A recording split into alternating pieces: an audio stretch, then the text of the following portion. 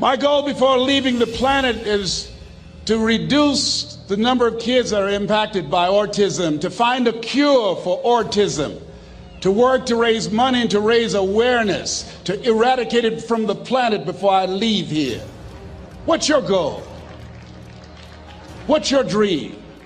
What is it you want to do with your life?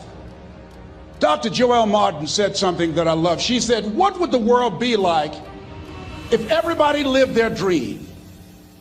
Here's what I've found about life. It's not as complicated as I used to make it.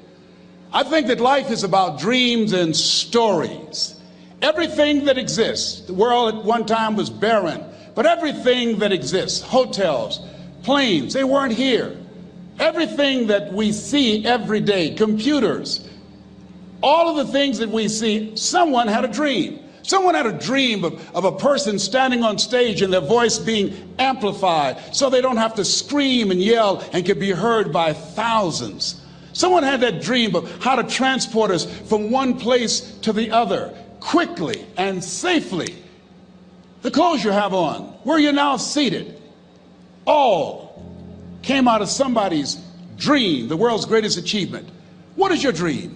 I said that you have something special. I didn't say that just to be kind. I said it because it's true. You are God's chosen vessel. You were chosen, 1 out of 400 million sperm.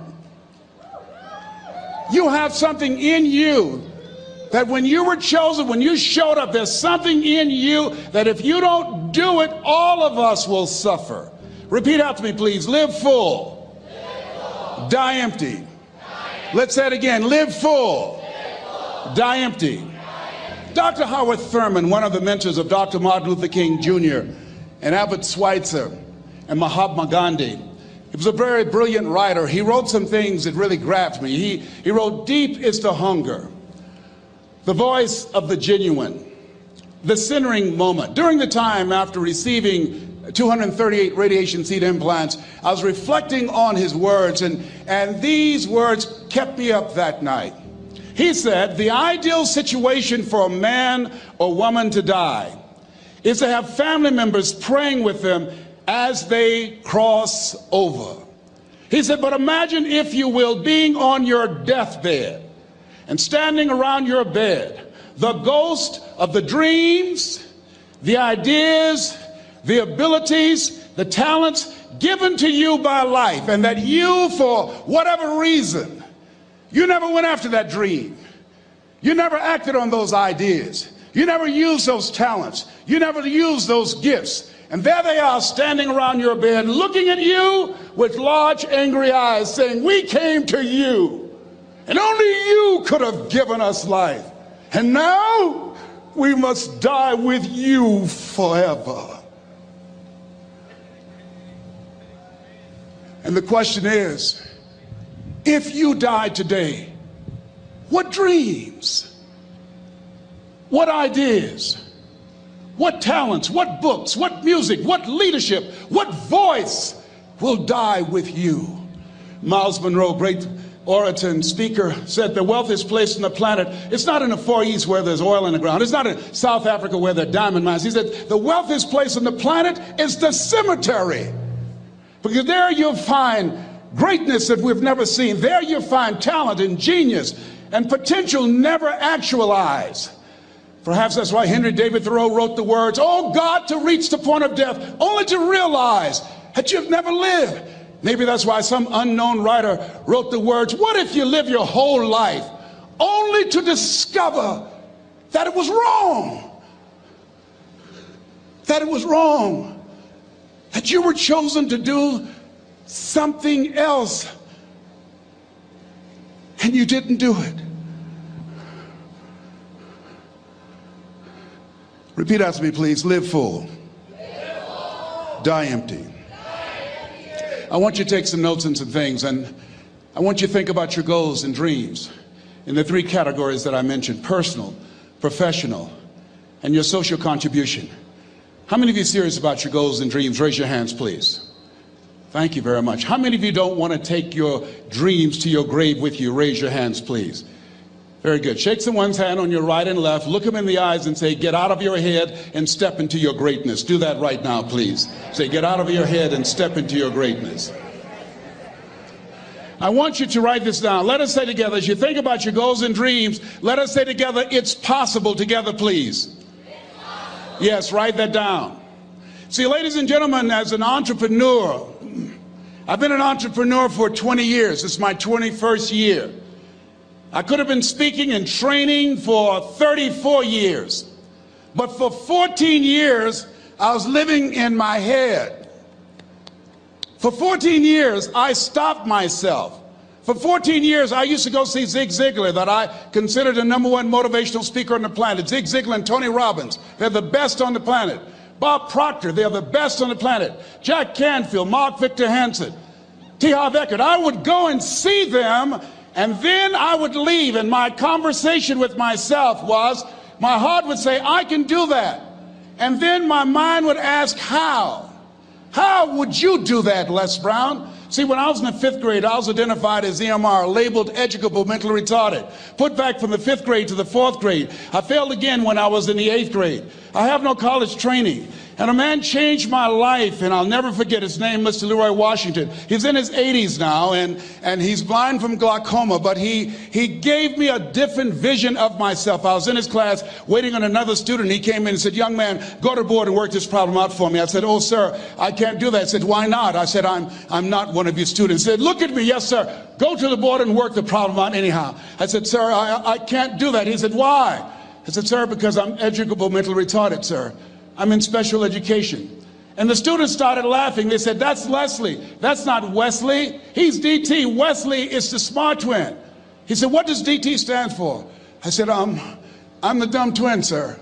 And as the students laughed at me, he came from behind his desk, he looked at me and he said, don't you ever say that again. Someone's opinion of you does not have to become your reality.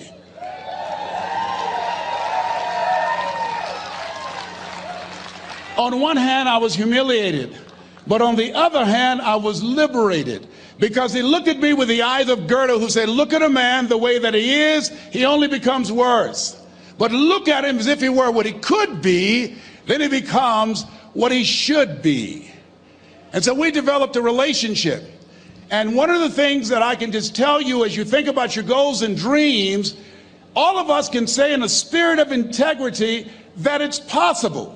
That if anybody at any point in time lived their dream, then it's possible that I can live mine.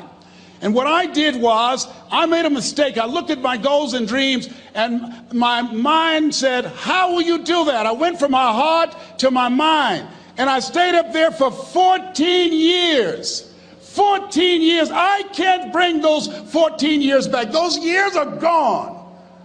And I've made a mission in my life to help people to stop putting it off and procrastinating. How many ever thought about something you wanted to do and you procrastinated, you talked yourself out of it? Raise your hand, please.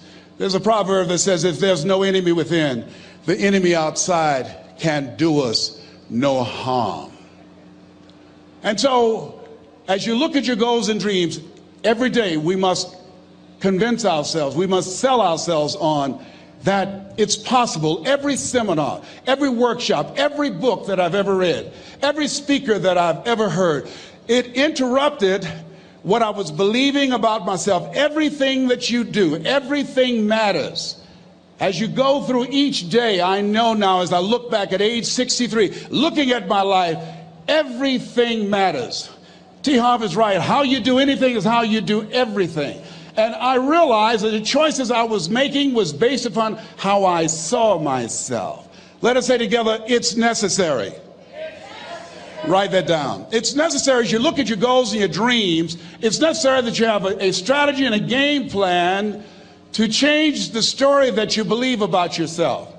And that's an ongoing process. I've discovered, and many people have, that what we do, what we accomplish, what we produce is a result of the story we believe about ourselves.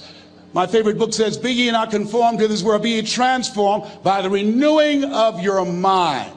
And so as I began to work on myself, I realized that I'm getting out of one story and stepping into another story. As I become aware of some things, there's still some things I'm not aware of. So I'm still growing, I'm still developing. I'm like the lady who said, Lord, I ain't what I want to be, ain't what I'm going to be, but thank God I sure ain't what I was. But I realize that you have to work on yourself on a regular basis, and write this down, for mental mindset. For mental mindset and stamina. Because things are going to happen to you. I believe that the reason that most people go to their graves with their talents and abilities and skills in them is because of the fact, number one, many are like me. They didn't know that they didn't know and thought they knew. I thought I knew myself, and I really didn't know myself as well as I thought. I've discovered that sometimes people can take you to a place within yourself that you can't go by yourself. The other reason is I was afraid. I never worked for a major corporation. I wanted to speak for corporations. I was afraid I would be exposed because I don't have a college education. I felt inferior because of the fact that I don't have a college education. I allowed that level of fear of failure to stop me. And because I never had any experience in it, I assumed that I could not do it. I was paralyzing myself by believing and assuming the limited part of myself as opposed to believing that I had something special. You have something special. There's something you want to do. Because you don't know how to do it doesn't mean that you can't learn. I like something that I heard. You don't have to be great to get started, but you have to get started to be great. Repeat after me, please. Leap and grow your wings on the way down. See, the people that will live their dreams, the 2% that will do that, these are, and write this down, become a risk taker. They're risk takers. They don't mind failing. They don't mind making mistakes. They're willing to take life on, take life in the collar. This, God said, if you're not willing to risk, you cannot grow. And if you cannot grow, you cannot become your best. And if you cannot become your best, you can't be happy. And if you can't be happy, then what else is there? I like what Helen Keller said. She said, life is short and unpredictable. Eat the dessert first.